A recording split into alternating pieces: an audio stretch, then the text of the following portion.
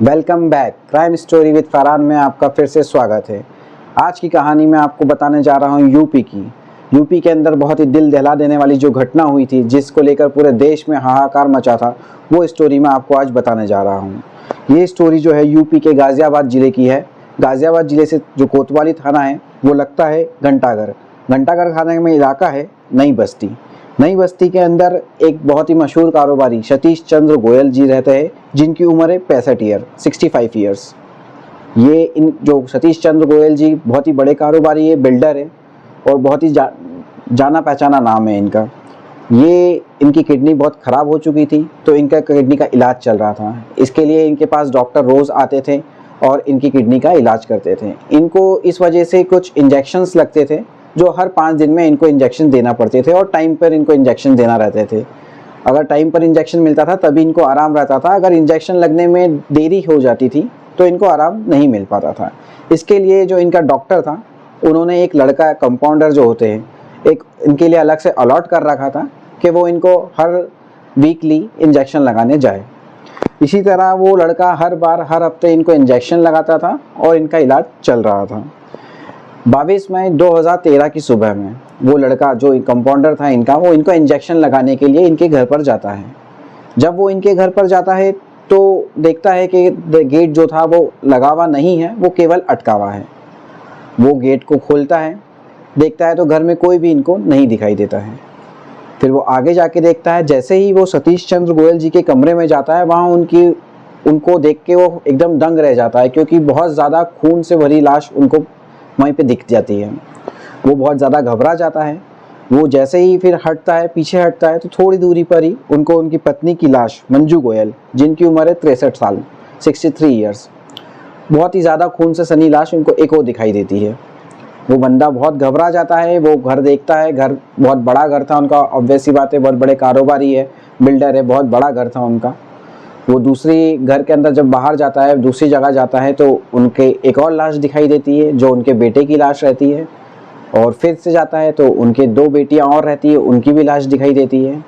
और जो बेटियों के बच्चे थे उनकी लाश दिखाई दी। टोटल घर में 7 मेंबर थे। 7 मेंबर की लाशें एकदम खून से सनी और खूब धारदार हथियार से बहुत ही ब्रूटली तरीके से मारा गया था उनको। वो सारी लाशें देखकर एकदम घबरा जाता है। पहले तो वो बेहोश हो जाता है, लेकिन जैसे तैसे खुद को संभालता है और फिर शोर मचाता है। तो आसपास के जो घर के लोग थे वो भी आ जाते हैं, वो भी देखते हैं, वो भी दंग रह जाते हैं कि उनके इलाके में 7 लोगों को इतनी बेरहमी से मारा गया। और सभी की लाश खून से लथपथ, सब देखते रह जाते हैं। पुलिस को बुलाया जाता है, पुलिस देखती है, पुलिस भी बहुत दंग रह जाती है। मामला बहुत ही ज़्यादा हाईफाई था, क्योंकि बहुत ज़्यादा बड़े कारोबारी थे ये।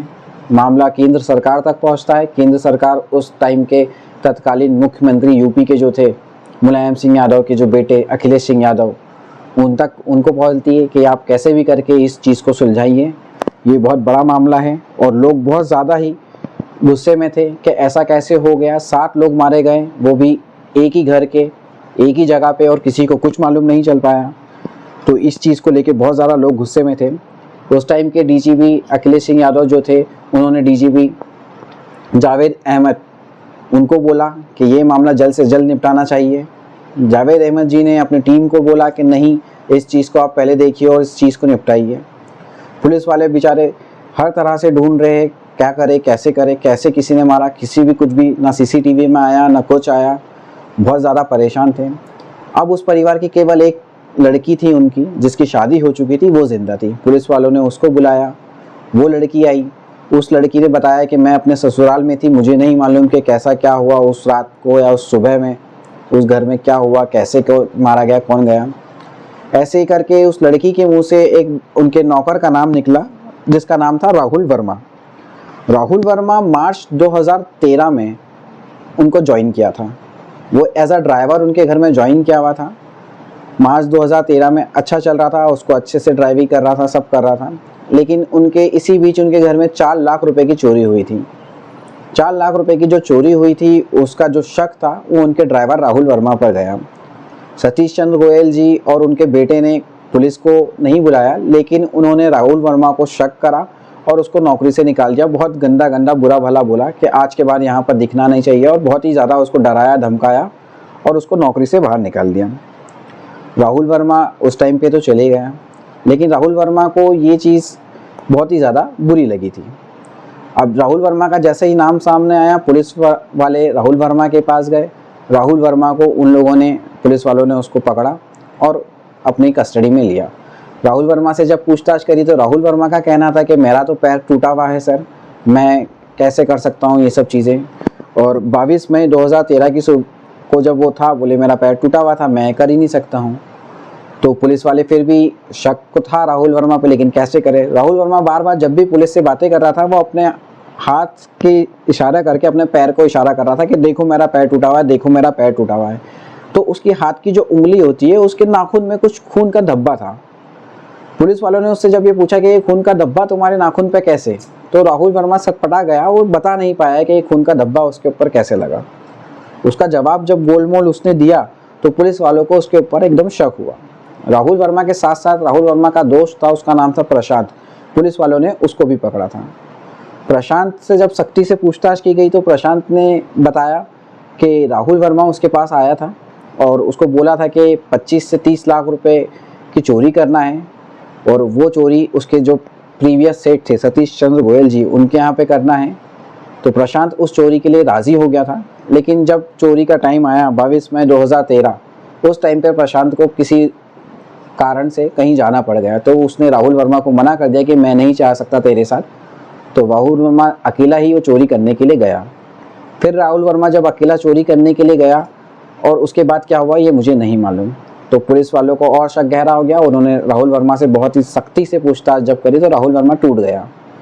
राहुल वर्मा ने बोला कि जब वो 22 मई 2013 की सुबह में उनके घर गया था, सतीश चंद्र गोयल जी के घर पे, तो उसको लगा था कि वहाँ पर 25 से 30 लाख रुपए कैश उसको मिल जाएंगे। तो चोरी करने के इरादे से वो घर में घुसा था, लेकिन उसने देखा कि सतीश चंद्र गोयल जी एकदम से उसके सामने आ गए।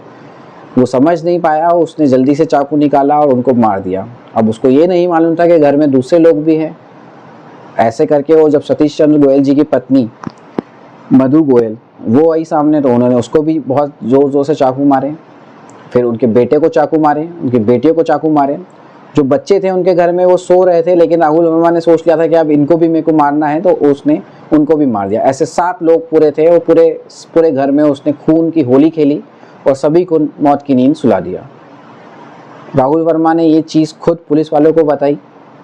पुलिस वालों ने उसको कस्टडी में लिया और उसकी चार्जशीट दाखिल करी। 9 साल बाद इस केस का फैसला आया और राहुल वर्मा को फांसी की सज़ा सुनाई दी। जब फांसी की सज़ा सुनाई तब जाकर लोगों को चैन की सांस और चैन की नींद आई और सब लोग थोड़े संतुष्ट हुए। लेकिन ये बात बहुत ही घिनौनी थी कि 7 लोगों का मर्डर हो जाता है और किसी को कुछ मालूम ही नहीं चलता है, और वो भी एक नौकर के द्वारा।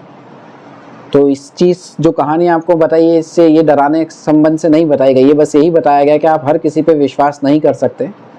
अगर आप नौकर भी रखते हैं तो आप उसको ध्यान से उसका वेरिफिकेशन करा के रखें।